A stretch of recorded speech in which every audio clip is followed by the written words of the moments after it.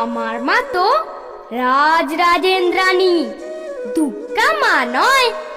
তাই তার ক্লেশে অক্লেশে ছিন্ন বেশে পাগলিনী এলোকেশ।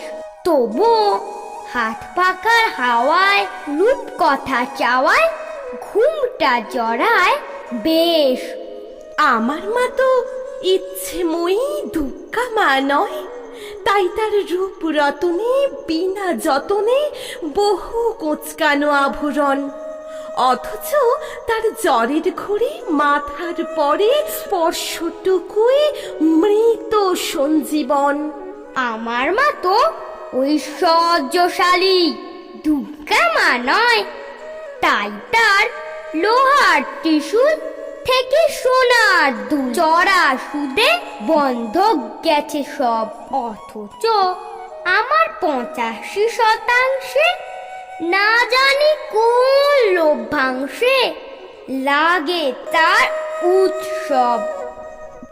আমার মা তো অন্নপূর্ণা দুর্গা মা নয়। তাই তার মুঠো ভরা হাতে আলু না ভাতের সুগন্ধ থাকে না বেঁচে, কিন্তু সে ঠিক জন্মদিনে এক বাটি পরমান্নে যেন মুক্ত আনে সিন্ধু সেচে।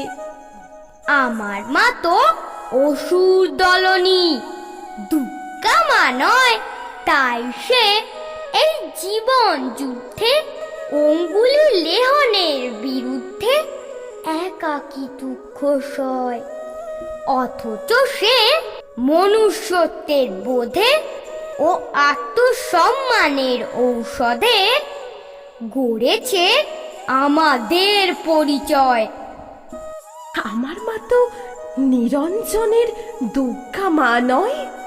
এখন তার শখের পুতুল প্রাণের মিতুল অনেকটা বড়, প্রাকৃতিক অনুসন্ধিৎসায়।